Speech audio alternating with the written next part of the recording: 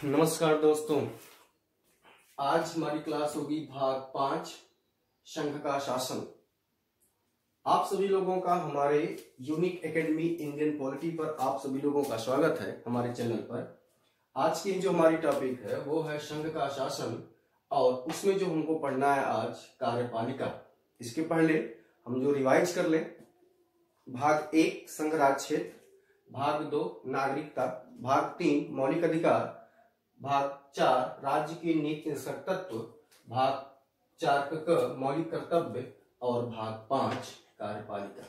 तो कार्यपालिका में कौन कौन लोग आते हैं? राष्ट्रपति, उपराष्ट्रपति, प्रधानमंत्री, मंत्रिपरिषद और महान्यायवादी। इनके लिए अनुच्छेद कौन सा होगा? अनुच्छेद है 52 से 78, आर्टिकल 52 से लेकर 78 तक कार्यपालिका का वर्णन है। ठीक है, तो जो हमारा बच्चों संघ का शासन चलता है, जो हमारे संघ का शासन चलता है कुछ यूं चलता है। इसको देख लें। आपको ये पता है कि जो हमारी संघात्मक व्यवस्था लिया गया है वह कनाडा के संविधान से लिया गया है। तो कनाडा के संविधान के द्वारा जो हमारी व्यवस्था है उसके अंतर्गत शक्तियों का जो विभाजन है वह केंद्र, यूनियन, केंद्र और राज्यों के मध्य में क्या है? विभाजित है। केंद्र और राज्य के मध्य विभाजित है। केंद्र की बात करें तो यहाँ क्या क्या आएगा? केंद्र की बात करें तो यहाँ हो जाएगा राष्ट्रपति। राष्ट्रपति यहाँ कौन होगा? यहाँ क्या होगा? लोकसभा। लोकसभा और यहाँ हो जाएगी आपकी राज्यसभा। ठीक है, राष्ट्रपति, लोकसभा और राज्यसभा।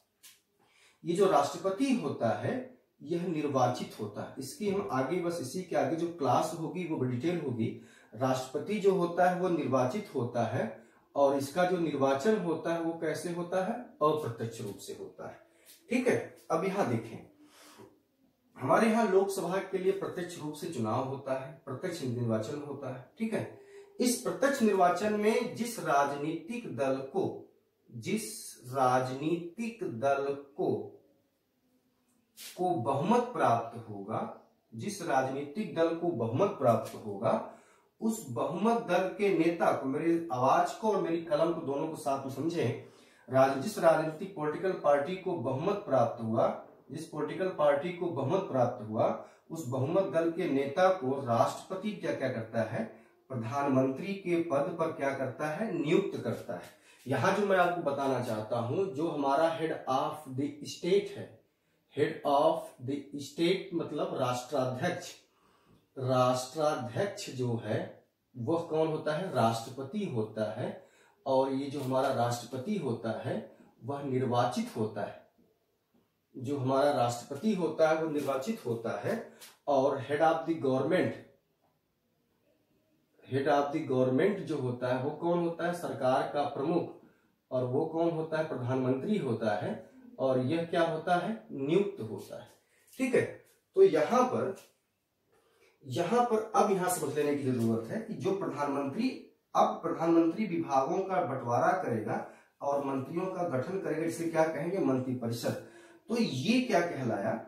ये मेरा कलम को देखें, ये राष्ट्रपति और उसकी मंत्रिपरिषद ये कहलाए, मैं इसको यहां ऐसे समझिएगा, इसको ये कहलाए कार्यपालिका। ठीक है, बात क्लियर? राष्ट्रपति और प्रधानमंत्री और उसकी मंत्रिपरिषद, राष्ट्रपति, प्रधानमंत्री और उसकी मंत्रिपरिषद, यहां क्या कहलाए? कार्यपालिका। ठीक है, और ये दोनों क्या कहलाए? ये कहलाए विधायिका। ठीक, वैसे राज्यों की बात करें तो राज्यों का जो विभाजन होता है कुछ यूं होता है। यहां क्या हो गया? राज्यपाल। यहां क्या हो गया? विधानसभा। और यहां क्या हो गया? विधान परिषद। ठीक है, अब वही चीज विधानसभा में सेम कंडीशन, निर्वाचन प्रत्यक्ष होगा और जिस राजनीतिक दल को बहुमत हासिल होगा, जिस राजनीतिक दल को बहुमत हासिल होगा, ठीक है, और तो बहुमत होगा तो राज्यपाल उस बहुमत दल के नेता को मुख्यमंत्री के पद पर मुख्यमंत्री के पद पर क्या करेगा, नियुक्त करेगा। उस बहुमत दल के नेता को मुख्यमंत्री के पद पर नियुक्त करेगा। तो अब ये राज्यों में ये क्या कहलाएगी, राज्य की कार्यपालिका, ठीक। और ये हर राज्य विधान परिषद में, लेकिन जहां है वो भी इसको क्या कहेंगे, ये कहलाएगी विधायिका, ठीक है। तो ये हमारे यहाँ संघ का शासन का स्वरूप है, ठीक। वैसे तो अगर हम शासन के जो 3 अंग होते हैं, शासन के 3 अंग होते हैं, कौन कौन, विधायिका, कार्यपालिका और न्यायपालिका। क्या क्या, विधायिका, कार्यपालिका और न्यायपालिका, विधायिका, कार्यपालिका और न्यायपालिका, ठीक। विधायिका यही हो गया आपका। विधायिका मतलब कानून निर्माण करने की संस्था, विधायिका का मतलब कानून निर्माण करने की संस्था।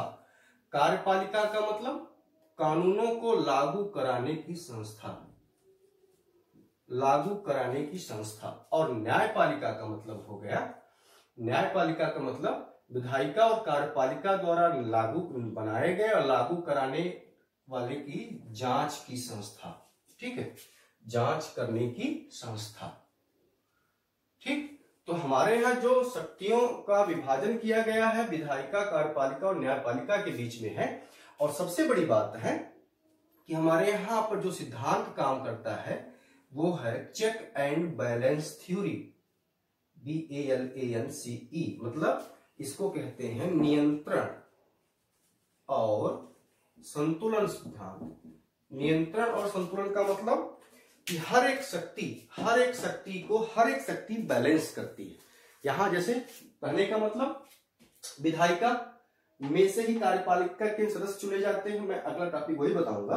विधायिका में से ही कार्यपालिका के सदस्य चुने जाते हैं और कार्यपालिका के द्वारा न्यायपालिका के न्यायाधीशों की नियुक्ति होती है और न्यायपालिका कार्यपालिका विधायिका के नियमों की जांच करती है, मतलब। और न्यायाधीशों के खिलाफ महाभियोग, जैसे क्या बोलते हैं, न्यायाधीशों के खिलाफ अगर साबित कदाचार का आरोप लग गया तो उसकी जांच विधायिका के सदस्य करेंगे। तो यहाँ पर हर एक शक्ति, विधायिका, कार्यपालिका, न्यायपालिका, हर एक शक्ति एक दूसरे को क्या करती है, बैलेंस करती है। इसीलिए यहाँ पर कोई भी संस्था निरंकुश नहीं हो सकती है। हम एक बार इसको फिर रिवाइज कर लेते हैं। हम भाग 5 पढ़ रहे हैं। भाग 5 में क्या पढ़ रहे हैं, कार्यपालिका पढ़ रहे हैं।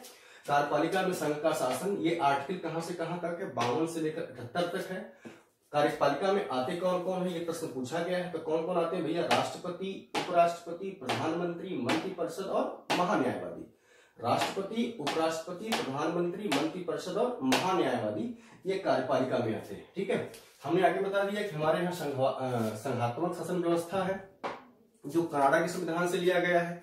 यहाँ पर शक्तियों का विभाजन क्षैतिज है, ऊर्ध्वाधर नहीं है, क्षैतिज पैरेलल है, ये ध्यान देंगे। शक्तियों का विभाजन क्षैतिज है, वह यूनियन और केंद्र में है। यूनियन में जो आते हैं, राष्ट्रपति आता है, लोकसभा आती है, राज्यसभा आती है, ठीक है।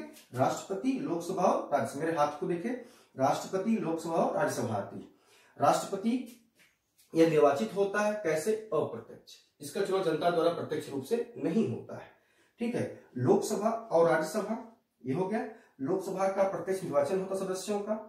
अब इनमें से जिस राजनीतिक दल को सबसे अधिक जो बहुमत प्राप्त करने का आंकड़ा होता है, वह पार्टी अगर कोई प्राप्त कर लेती है तो वह अपनी सरकार बनाती है और उस बहुमत दल का नेता क्या बन जाता है, प्रधानमंत्री। जो सरकार बनाती है वो क्या कहलाती है, कार्यपालिका। जो सरकार, मैंने एरो देखिए यहाँ, इसको मैंने यहाँ लगाया है, जो सरकार बनाती है उसको क्या कहलाते हैं, कार्यपालिका। और ये लोकसभा राज्यसभा क्या कहलाती है, विधायिका, ठीक है। ऐसे यहाँ भी सिस्टम है। तो हमें उम्मीद है कि ये मैं हरदम निवेदन करता हूं आपसे कि कलम कापी लेकर बैठेंगे तो आपको इन चीजों को फिर याद करने के लिए कापी कलम पे होगा तो आपको समस्या नहीं होगी, ये आपको याद होता रहेगा, ठीक है। तो ये बहुत इंपॉर्टेंट चीजें हैं जो आपको मैं बता दिया हूं। अगला टॉपिक होगा, इसी में एक चीज और बताएंगे, फिर हम अपने टॉपिक पर चलेंगे।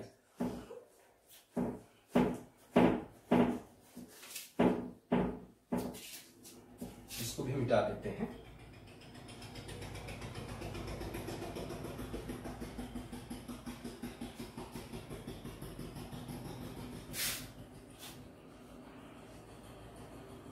राष्ट्रपति को पढ़ाने से पहले मैं एक चीज और आपको बता देना चाहता हूं, वो ये है कि हमारा देश जो है संसदीय लोकतांत्रिक गणराज्य है। यही है, संसदीय लोकतांत्रिक गणराज्य। तो हमको ये और ये टॉपिक बताने हैं, संसदीय और लोकतांत्रिक गणराज्य क्या है। पहले हम संसदीय व्यवस्था को देख लें, पार्लियामेंट्री। हमारी आप पहले की वीडियो देखेंगे, क्लास मैंने 1 या 2 में पढ़ाया, इस चीज को बताया है, फिर मैं रिवाइज कर देता हूं कि जो हमारी पार्लियामेंट्री व्यवस्था है, पार्लियामेंट्री व्यवस्था की जो परिभाषा यही होती है, क्या, व्यवस्थापिका और कार्यपालिका। ये देखिए, व्यवस्थापिका और कार्यपालिका में संबंध पाया जाता है। ठीक, व्यवस्थापिका और कार्यपालिका में संबंध पाया जाता है, और कार्यपालिका जो होती है व्यवस्थापिका के प्रति उत्तरदायी होती है। कार्यपालिका व्यवस्थापिका के प्रति उत्तरदायी होती है। कैसे, मैं बताना चाहता हूं। अब इसको 4 से मैं बताता हूं। व्यवस्थापिका बच्चों ये हो गई लोकसभा और राज्यसभा। हम यहां पर आप फोकस लोकसभा पर कीजिएगा, लोकसभा पर फोकस कीजिएगा, इस पर फोकस नहीं करना है आपको। ठीक है, जो उत्तरदायित्व की बात है, या जो पहले हम संबंध की बात कर लें, जो संबंध की बात है वो कैसे, वो आप देखिए। पहले लोकसभा में क्या होता है, अभी मैंने बताया तुरंत कि लोकसभा के लिए चुनाव हुआ। जैसे हमारे यहाँ अधिकतम संख्या लोकसभा में कितनी है, 552, ये अधिकतम है, इतने हैं। वर्तमान समय की बात की जाती है तो कितने हैं, 545। 545 में जो है 543 का चुनाव होता है, 543 का निर्वाचन होगा, प्लस 2 जो होते हैं ये निर्वाचित नहीं होते, ये कौन होते हैं, मनोनीत होते हैं। तो 543 का जो निर्वाचन हुआ, ध्यान देंगे इस बहुत ध्यान से, बस 10 मिनट 20 मिनट हमारे साथ पढ़िए, आपको ये चीजें कभी मिस नहीं करेंगी। 543 सीटों का चुनाव होगा, इसमें जिस पार्टी ने इसके जादुई आंकड़ा, बहुमत मतलब बहुमत प्राप्त करने का जो आंकड़ा होता है वह है आधे से एक अधिक। जिस पार्टी ने आधे से एक अधिक वोट प्राप्त, सीटों की आधा से एक अधिक प्राप्त कर लिया, तो वो अपनी सरकार बनाती है। तो अब क्या होगा कि इस चुनाव में जिस पार्टी ने बहुमत प्राप्त किया, ठीक है, तो वो क्या बनाएगी, अपनी सरकार। तो व्यवस्थापिका में से ही, ध्यान दें, व्यवस्थापिका में से ही कार्यपालिका के सदस्य जो होते हैं वो चुने जाते हैं। व्यवस्थापिका में से ही कार्यपालिका के सदस्य चुने जाते हैं। इसका मतलब व्यवस्थापिका और कार्यपालिका में क्या हो गया, संबंध हो गया। और कार्यपालिका व्यवस्थापिका के प्रति उत्तरदायित्व का मतलब कि कार्यपालिका अपने पद पर तभी तक रह सकती है जब तक इसको विश्वास मत हासिल होता है। अगर विश्वास मत नहीं हासिल है तो कार्यपालिका को अपने पद से हटना होता है। इसीलिए हमारे यहाँ संविधान निर्माताओं ने पार्लियामेंट्री व्यवस्था को अडॉप्ट किया। ठीक है, पार्लियामेंट्री व्यवस्था को अडॉप्ट किया ताकि यहाँ पर अस्थायित्व की जगह जनता के प्रति नेताओं की उत्तरदायित्व अधिक हो। ये ध्यान दीजिए, यही प्रश्न पूछा जाता है, जनता के प्रति नेताओं की या मंत्रियों की या सरकार की उत्तरदायित्व अधिक हो। इसीलिए हमारे यहाँ जो है संसदीय व्यवस्था को अपनाया गया है। इसी को प्रधानमंत्री व्यवस्था कहते हैं, इसी को प्रधानमंत्री व्यवस्था भी कहते हैं। ये भी पूछा गया प्रश्न, ध्यान देंगे। इसी को प्रधानमंत्री व्यवस्था भी कहते हैं, इसी को मंत्रिमंडलीय व्यवस्था भी कहते हैं। ठीक है, ये सब प्रश्न पूछे गए हैं। इसी को प्रधानमंत्री व्यवस्था भी कहते हैं, इसी को मंत्रिमंडलीय व्यवस्था भी कहते हैं। संसदीय व्यवस्था को प्रधानमंत्री व्यवस्था भी कहते हैं और मंत्रिमंडलीय व्यवस्था भी कहते हैं। तो ये बात ध्यान हो आपको। ठीक है, तो क्या हमने बता दिया, व्यवस्थापिका और कार्यपालिका में संबंध। अब गणराज्य की बात करते हैं। गणराज्य को बात जो मैं बताना चाहता हूं, गण मतलब समूह, राज्य मतलब राज्यों का। आपका भारत देश जो है 28 राज्य, वर्तमान समय में 28 राज्य और 9 केंद्र शासित प्रदेश, 9 केंद्र शासित प्रदेश का समूह है। 9 केंद्र शासित प्रदेश का समूह, 28 राज्य और 9 केंद्र शासित प्रदेश का समूह है। अब इन 28 यहां पर शक्तियों का जो विभाजन है वो मैंने इसके पहले ही बता दिया, केंद्र और राज्यों के बीच में है। ठीक है, केंद्र और राज्यों के बीच में है। और इस पूरे गणराज्य का, भारत के पूरे गणराज्य का राष्ट्राध्यक्ष जो है, ये ध्यान देंगे, जो राष्ट्राध्यक्ष कौन है, वो राष्ट्रपति है, और वो क्या होता है, निर्वाचित होता है, आनुवांशिक नहीं होता है। ठीक है, निर्वाचित होता है, आनुवांशिक नहीं होता है। तो ये गणराज्य यही है कि पूरे 28 राज्यों का जो राष्ट्राध्यक्ष है वह क्या है, निर्वाचित होता है। ठीक, इसके अलावा एक चीज और हमको बता देनी है कार्यपालिका के बारे में। कार्यपालिका के प्रकार, ये ध्यान देंगे, कार्यपालिका जो होती है तो दो प्रकार की होती है, ध्यान दे रहे। एक हो गई नाम मात्र, या इसी को कहते हैं संवैधानिक। क्या क्या बच्चों, नाम मात्र या इसी को कहते हैं संवैधानिक। और एक हो गई वास्तविक, नाम मात्र की कार्यपालिका, और दूसरी क्या हो गई, वास्तविक कार्यपालिका। नाम मात्र की कार्यपालिका और वास्तविक कार्यपालिका। अब नाम मात्र की कार्यपालिका में अगर अपने हम देश की बात करें तो यहां कौन हो गया, राष्ट्रपति। ठीक, और इंग्लैंड की बात करें, इंग्लैंड हो तो वहां होगा राजा या रानी।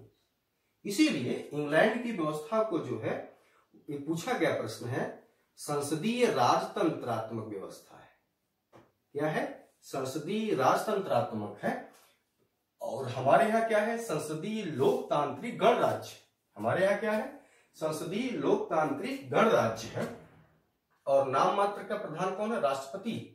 और पार्लियामेंट्री व्यवस्था की पहचान है कि कार्यपालिका के दो भाग होते हैं।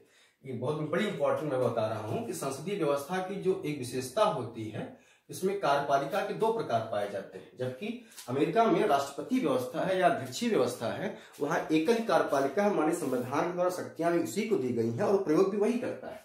ठीक है, तो हमारे यहाँ कार्यपालिका जो है, राष्ट्रपति संवैधानिक प्रधान होता है। और वास्तविक में कौन आ गए, वास्तविक में आगे प्रधानमंत्री प्लस मंत्रिपरिषद। ये शक्तियों का क्या करते हैं, प्रयोग करते हैं। प्रधानमंत्री और मंत्रिपरिषद ये राष्ट्रपति के शक्तियों का क्या करते हैं, प्रयोग करते हैं। और यही अनुच्छेद 53 है। ठीक है, यही आर्टिकल 53 भी है। ठीक, अब इसमें भी वास्तविक को भी दो प्रकार होते हैं, एक अस्थाई, एक अस्थाई। एक अस्थाई और एक अस्थाई। अस्थाई में अगर कंफ्यूजिंग हो तो मैं इसको मिटा के इस चीज को थोड़ा सा ऊपर कर देता हूं क्योंकि दिक्कत ना हो। वास्तविक में ही मैं इसको ऊपर ऐसे कर देता हूं, ये आप समझ लेते हैं, ये मिटा देता हूं। एक हो गया अस्थाई। अस्थाई में कौन आते हैं, अस्थाई में नौकरशाह आते हैं, ब्यूरोक्रेट्स आते हैं। ठीक है, जो सिविल परीक्षाओं के द्वारा पास करके आते हैं, जिनकी जो हर एक बालक, हर एक तैयारी करने वाले बच्चे का ड्रीम होता है कि हम भी सिविल सर्वेंट बने और देश की सेवा करें। तो इनकी एक निश्चित आयु तक ये अपने पद पर बने होते हैं। अस्थाई, ये ध्यान देंगे कि ये जो नौकरशाह होते हैं ये एग्जाम के द्वारा आते हैं, और ये अस्थाई, ये निर्वाचित होते हैं। ठीक है, तो इनका कार्यकाल निश्चित नहीं होता। ये 5 साल के बाद अगर इन्होंने देश के लिए अच्छा कार्य किए तो ठीक, नहीं तो ये इनको हटा दिया जा सकता है, जनता इनको हटा देती है, और हमारे लोकतंत्र की यही विशेषता है। ठीक है, तो हमने आपको कार्यपालिका में दो प्रकार बता दिया, नाम मात्र और संवैधानिक। वास्तविक, नाम मात्र संवैधानिक पूछा जाता है, राष्ट्रपति, यहाँ प्रधानमंत्री और मंत्रिपरिषद। तो ये चार्ट एक बार देख ले, मैंने बता दिया व्यवस्थापिका और कार्यपालिका में संबंध, और कार्यपालिका व्यवस्थापिका, एरो से समझ लेंगे, व्यवस्थापिका और कार्यपालिका में संबंध, कार्यपालिका व्यवस्थापिका के प्रति उत्तरदायित्व। कार्यपालिका कैसे बनती है, क्योंकि व्यवस्थापिका माने लोकसभा के चुनाव होते हैं, और लोकसभा में जिस राजनीतिक दल को बहुमत प्राप्त होता है, उस बहुमत दल के नेता को राष्ट्रपति प्रधानमंत्री के पद पर नियुक्त करता है, और वही वो अपनी सरकार बनाता है। तो ये आप पूरा बना लिए होंगे, हमें पूरा उम्मीद है ये बात आपको समझ में आ गई होगी। अगर नहीं भी समझ में आएगा तो आप लिंक में भेजिएगा, मैं इसको फिर अगली क्लास में इसको फिर मैं डिस्क्राइब कर दूंगा और समझा दूंगा। बस मुद्दा ये है कि आपका इंडियन पॉलिटी से एक भी प्रश्न आपका छूटना नहीं चाहिए। ठीक है, तो हमने आपको लोकतंत्र के में, संसदीय लोकतंत्र में एक कार्यपालिका के बारे में बता दिया, क्योंकि कभी कभी बड़ी एग्जाम में कॉन्सेप्ट पूछ देता है कि हमारे यहाँ बहुल कार्यपालिका है या एकल कार्यपालिका, तो हमारे यहाँ बहुल कार्यपालिका है, क्योंकि यहाँ पर शक्तियों के विभाजन कार्य दो भागों में विभाजित है, एक नाम मात्र की और एक वास्तविक की। ठीक है, आगे चलते हैं। अगली जो टॉपिक होगी अब राष्ट्रपति।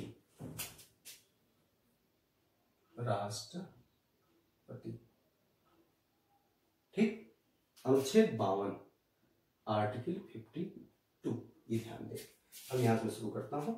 आर्टिकल 52 इतने कहता है कि भारत माने संघ, बल्कि कैसे लिख ले, संघ का एक, लिखते चलेंगे बच्चों, एक, हम इतने आराम से बोल रहे हैं और आराम से आप लिख भी सकते हैं, संघ का एक राष्ट्रपति होगा। अगर नहीं लिख पाते हैं तो आप डाउनलोड करके लिखिएगा, अधिक से अधिक लोग देखिए, व्यू कीजिए, लाइक कीजिए, सब्सक्राइब कीजिए। ठीक है, अनुच्छेद 52, संघ का एक, भारत संघ का एक राष्ट्रपति होगा। ठीक है, अब यहां पर बहुत ध्यान से सुनेंगे, आर्टिकल 53 क्या कहता है। आर्टिकल 53 कहता है संघ की समस्त कार्यपालिक शक्तियां, संघ की समस्त कार्यपालिक शक्तियां, संघ की समस्त कार्यपालिक शक्तियां राष्ट्रपति, संघ की समस्त कार्यपालिक शक्तियां राष्ट्रपति में निहित होंगी,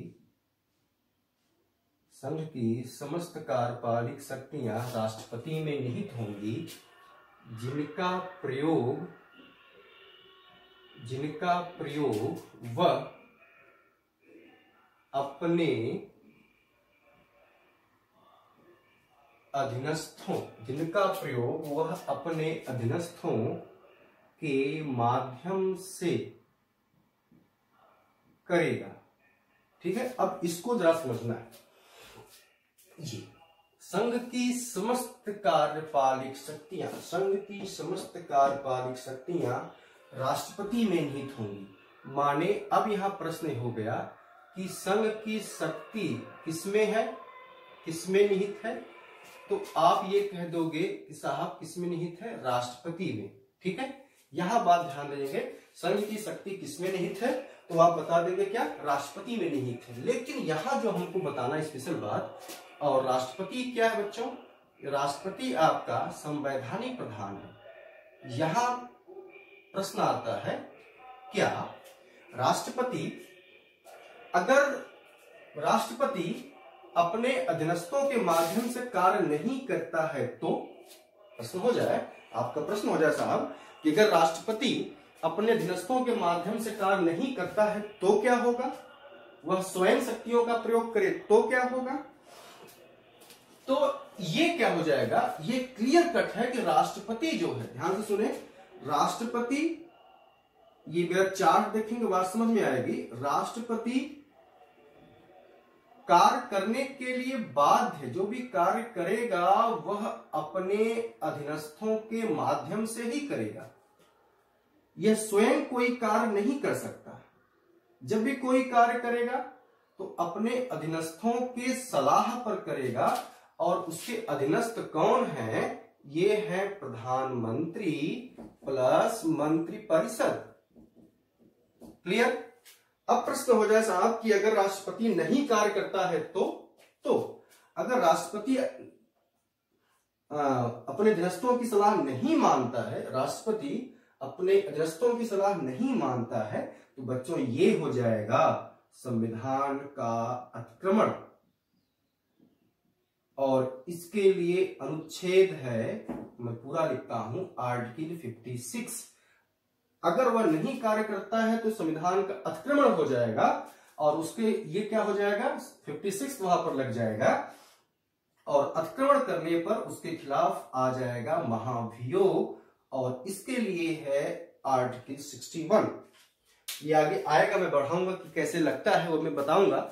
लेकिन यहां पर अगर अधीनस्थों के माध्यम से कार्य नहीं करता है तो उसके खिलाफ संविधान का अतिक्रमण आर्टिकल 56 लग जाएगा, और महाभियोग के द्वारा उस राष्ट्रपति को पद से हटाया जा सकता है। इसका मतलब है कि राष्ट्रपति को अपने अधीनस्थों के माध्यम से कार्य करने के लिए बाध्य होना ही है, वह बाध्य है, वो अपने अधीनस्थों के माध्यम से ही कार्य करेगा। ठीक है, तो मैंने राष्ट्रपति में आर्टिकल 52 एकदम कलम बंद कापी बंद, याद हो जाएगा। कलम बंद कर दीजिए और कापी बंद कीजिए, आंख मूंदिए और बोलिए मेरे साथ, आर्टिकल 52 भारत का एक राष्ट्रपति होगा, संघ का एक राष्ट्रपति होगा। आर्टिकल 53 संघ की समस्त कार्यपालिक शक्तियां राष्ट्रपति में निहित होंगी, जिसका प्रयोग वह अपने अधीनस्थों के माध्यम से करेगा। जिसका प्रयोग वह अपने अधीनस्थों के माध्यम से करेगा, इसका मतलब वह अपने अधीनस्थों के से काम करने के लिए बाध्य है। राष्ट्रपति कोई भी काम स्वयं नहीं कर सकता, वो सलाह मानने के लिए क्या है, बाध्य है। और सलाह किसके माध्यम से कार्य करेगा, प्रधानमंत्री और मंत्रिपरिषद। अगर वो ऐसा नहीं करता है तो यह संविधान का अतिक्रमण माना जाएगा, माने आर्टिकल 56 हो जाएगा और उसके खिलाफ महाभियोग लग जाएगा और वो अनुच्छेद होगा 61। ठीक है, याद हो जाएगा। आगे चलते हैं हम लोग। ठीक, बाकी तो ये आप जानते हैं कि भारत का राष्ट्रपति भारत का प्रथम नागरिक होता है, वह राष्ट्राध्यक्ष होता है, वह देश का मुखिया होता है। ये सब चीजें आप तो पढ़ेंगे ही, पढ़े होंगे। अगला जो हेडिंग होगा, अनुच्छेद 52 पढ़ लिया, 53 पढ़ लिया, अनुच्छेद 54 बहुत ही इंपॉर्टेंट है, मेरे साथ पढ़ेंगे। अनुच्छेद 54 राष्ट्रपति का निर्वाचन, राष्ट्रपति का निर्वाचन। यहां प्रश्न है कि राष्ट्रपति के निर्वाचन में कौन लोग भाग लेते हैं। कॉपी कलम एकदम एग्जाम के लिए बैठिए, बहुत इंपॉर्टेंट है। राष्ट्रपति के निर्वाचन में कौन लोग भाग लेते हैं, तो ये देखिए बच्चों, आर्टिकल कौन सा होगा, 54। देखिए नंबर 1, संसद के दोनों सदनों, मैं एकदम क्लियर बात लिख रहा हूं, संसद के दोनों सदनों माने लोकसभा प्लस राज्यसभा, संसद के दोनों सदनों माने लोकसभा और राज्यसभा के निर्वाचित प्रतिनिधि, बोलो बेटा याद, संसद के दोनों सदनों के निर्वाचित प्रतिनिधि। नंबर 2, राज्य विधान सभाओं, मैंने विधानमंडल नहीं लिखा, अगर मैं विधानमंडल लिख देता तो वहां पर विधानसभा और विधानमंडल, विधानसभा और विधान परिषद दोनों आ जाते, इसलिए मैंने क्या लिखा, राज्य विधानसभाओं के, राज्यों के या पूरे राज्यों के विधानसभाओं के निर्वाचित प्रतिनिधि, प्रतिनिधि मतलब मेरा कहने का मतलब राष्ट्रपति के निर्वाचन में कौन लोग भाग लेते, कौन लोग पार्टिसिपेट करते हैं। एक दो अक्षर होता है, भाग लेना और भाग लेना, दोनों के अंतर बड़ा अजीब होते हैं। जैसे मैंने फला प्रतियोगिता में भाग लिया, मैंने पार्टिसिपेट किया, मैं कमजोर था इसलिए मैंने प्रतियोगिता से भाग लिया, मैंने रन अवे कर लिया, मैंने इस प्रतियोगिता में शामिल नहीं हुआ। तो यहां मेरे बच्चों भाग लेने का मतलब राष्ट्रपति के निर्वाचन में भाग लेना, पार्टिसिपेट करना। तो कौन लोग पार्टिसिपेट करते हैं, तो संसद के दोनों सदनों माने लोकसभा और राज्यसभा के निर्वाचित प्रतिनिधि। नंबर 2, राज्यों की विधानसभाओं के निर्वाचित प्रतिनिधि। नंबर 3, दिल्ली और पांडिचेरी, दिल्ली और पांडिचेरी विधानसभा। ध्यान देंगे बच्चों, ये क्या है, ये संघ शासित क्षेत्र है, ये क्या है, संघ शासित क्षेत्र है। ठीक है, तो दिल्ली और विधानसभा, दिल्ली और पांडिचेरी विधानसभा के निर्वाचित प्रतिनिधि। अब यहां कुछ प्रश्न है, प्रश्न क्या है, प्रश्न ये है कि भारत का जब मूल संविधान बना और मूल संविधान में राष्ट्रपति के निर्वाचन की बात कही गई, गौर करें, जब भारत का मूल संविधान बना तो राष्ट्रपति के निर्वाचन में केवल इन दोनों को शामिल किया गया था, बस इनको शामिल किया गया, इनको और इनको, ये नहीं शामिल थे। तो ये कब शामिल हुए, आप वहां लिख लोगे, ये शामिल हुए 70वें संविधान संशोधन। 70वें संविधान संशोधन द्वारा दिल्ली और पांडिचेरी को भी राष्ट्रपति के निर्वाचन में शामिल किया गया। 70वें संविधान संशोधन द्वारा दिल्ली और पांडिचेरी को इसमें राष्ट्रपति के निर्वाचन में शामिल किया गया है। इसके पहले एक चीज मैं और बता दूं इसी बहाने कि 69वां संविधान संशोधन, 69वां संविधान संशोधन, इसके द्वारा दिल्ली को राष्ट्रीय, लिखते चलेंगे, राष्ट्रीय राजधानी क्षेत्र घोषित किया गया। 69वें संविधान संशोधन द्वारा दिल्ली को राष्ट्रीय राजधानी क्षेत्र NCR घोषित किया गया और इसके लिए इसका नाम पूरा है नेशनल कैपिटल रीजन। जैसे हरियाणा का फरीदाबाद, गुड़गांव, यूपी का नोएडा, गाजियाबाद, शामली, ये जो शहर आते हैं इनको NCR घोषित किया गया है। कुछ प्रदेशों के अन्य जिलों को लेकर के दिल्ली को मिला करके क्या घोषित किया गया, NCR। और वो अमेंडमेंट कौन था, 69, लेकिन 77वें के द्वारा दिल्ली और पांडिचेरी को जोड़ा गया। अब यहां प्रश्न पूछता है, तब ये अगर याद होगा तब ये सब क्लियर हो जाएगा। कौन लोग भाग नहीं लेते, माने राष्ट्रपति के चुनाव में कौन लोग भाग नहीं लेते, ये भी नोट करके वहीं लिख लेंगे। नंबर 1, माने संसद के दोनों सदनों के निर्वाचित, इसका मतलब कि संसद के मनोनीत सदस्य, ये बच्चों क्या भाग नहीं लेते हैं। संसद के मनोनीत में कौन कौन, एक लोकसभा प्लस राज्यसभा, हाँ, लोकसभा के 2, राज्यसभा के 12, ये ठीक है। प्रश्न पूछ दिया कि संसद में मनोनीत सदस्यों की संख्या कितनी, संसद में, मेरा प्रश्न है, आप कमेंट में इसका हमको जवाब दीजिएगा। संसद में मनोनीत सदस्यों की संख्या कितनी है, आप हमको बताइएगा इसका उत्तर, ठीक है। कमेंट में आपको उत्तर की मैं प्रतीक्षा करूंगा। इस प्रश्न है कि संसद में मनोनीत सदस्यों की संख्या कितनी है, ये आप हमको बताइएगा, ठीक है। तो ये मनोनीत मेंबर जो है भाग नहीं लेते हैं। नंबर 2, विधानसभा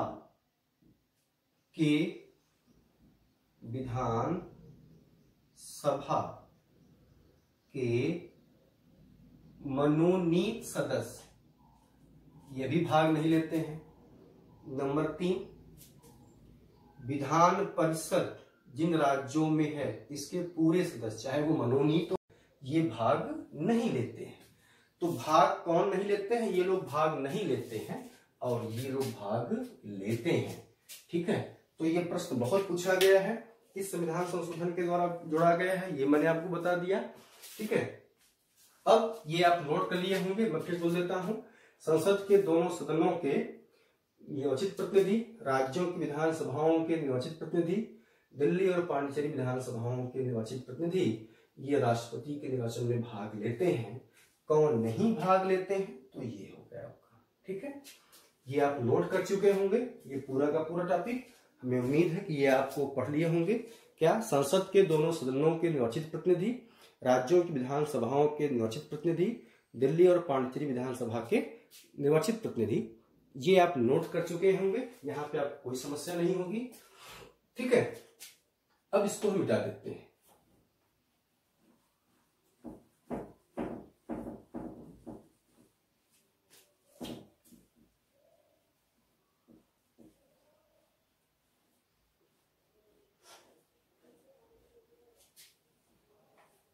अगला टॉपिक है अनुच्छेद 53, 54 हो गया, अनुच्छेद 54,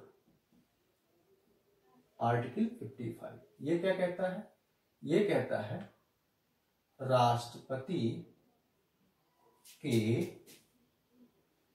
निर्वाचन की प्रक्रिया, राष्ट्रपति के निर्वाचन की प्रक्रिया। ठीक है, तो राष्ट्रपति का निर्वाचन कैसे होता है ये देख लीजिए। राष्ट्रपति का जो निर्वाचन बच्चों होता है वो होता है एकल संक्रमणीय मत पद्धति के आधार पर आनुपातिक रूप से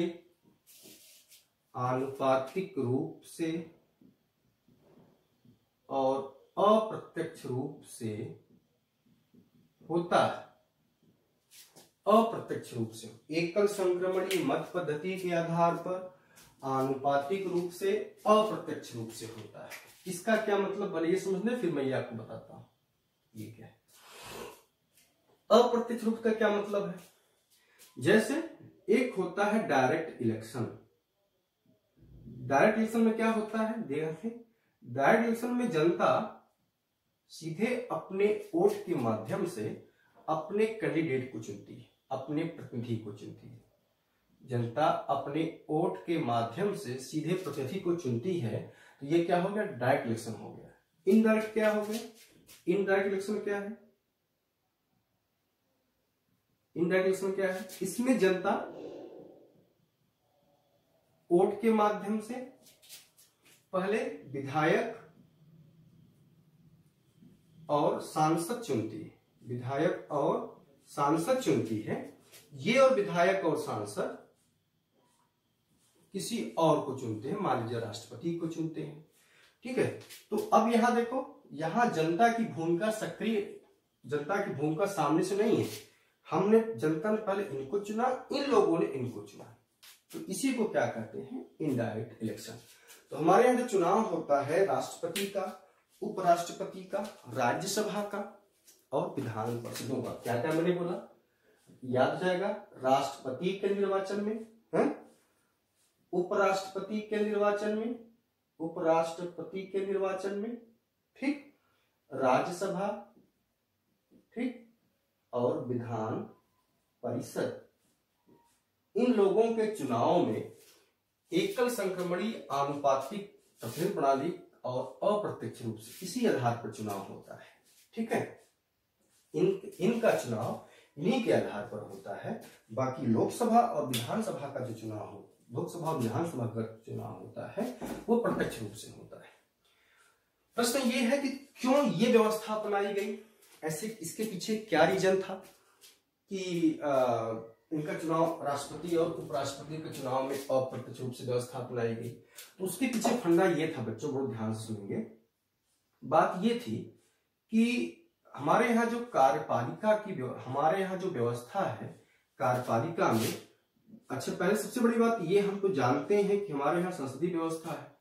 संसदीय व्यवस्था में कार्यपालिका के दो प्रकार हो जाते हैं, एक है नाम मात्र और एक है वास्तविक।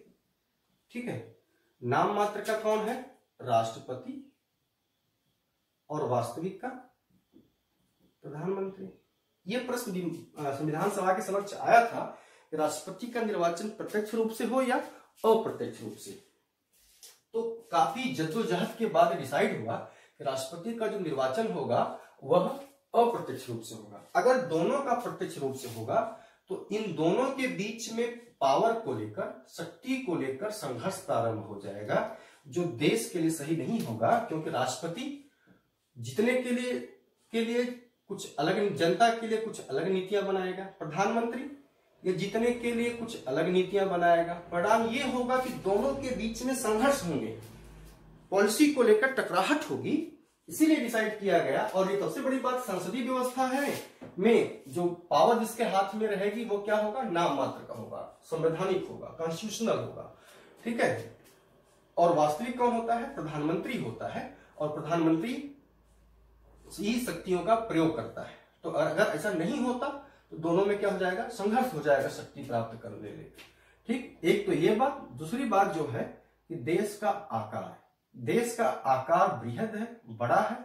अतः राष्ट्रपति का चुनाव हो, फिर उसके बाद तुरंत लोकसभा का चुनाव हो, और इतने बड़े पैमाने पर धन खर्च होगा, और वो धन का खर्च जो है वो देश के लिए नुकसानदायक होगा, इसलिए डिसाइड किया गया कि राष्ट्रपति का निर्वाचन जो अप्रत्यक्ष रूप से होगा और प्रधानमंत्री का जो निर्वाचन होगा प्रधानमंत्री की नियुक्ति मान लोकसभा का जो निर्वाचन होगा वह प्रत्यक्ष रूप से होगा। ठीक है, तो ये आपको समझ में आ गया होगा क्यों प्रत्यक्ष और अप्रत्यक्ष रूप से क्यों हुआ। अब इसके लिए सूत्र है, जैसे सूत्र ये है कि अगर एक विधायक का मूल्य निकालना है, एक विधायक के वोट का मूल्य, तो लिख लेंगे आप लोग, एक विधायक के वोट का मूल्य। हालांकि ये बहुत कम पूछा जाता है एग्जाम में, वनडे एग्जाम में तो एकदम नहीं, बड़ी परीक्षाओं में पब्लिक सर्विस कमीशन और लोकसभा के एग्जाम में कभी काल के पूछे गए हैं, लेकिन पढ़ना हमारा फर्ज है, हमको पढ़ना है। वो परीक्षक वो कहीं से भी निकाल सकता है, प्रश्न आ सकता है। तो एक विधायक के वोट का मूल्य क्या है, इसका सूत्र है क्या, राज्य की कुल जनसंख्या बटे राज्य की कुल जनसंख्या बटे राज्य विधानसभा के निर्वाचित प्रतिनिधियों की संख्या। ठीक है, राज्य की कुल जनसंख्या बटे राज्य विधानसभा के निर्वाचित प्रतिनिधियों की संख्या। सांसद के वोट का मूल्य कैसे निकालते हैं, सांसद के वोट का मूल्य, विधायक जो मतलब MLA member of legislative assembly, सांसद के वोट का मूल्य इस प्रकार निकालते हैं। तो सांसद के वोट का मूल्य का सूत्र हो जाता है कि सभी राज्यों के विधायकों के मतों का मूल्य बटे संसद के निर्वाचित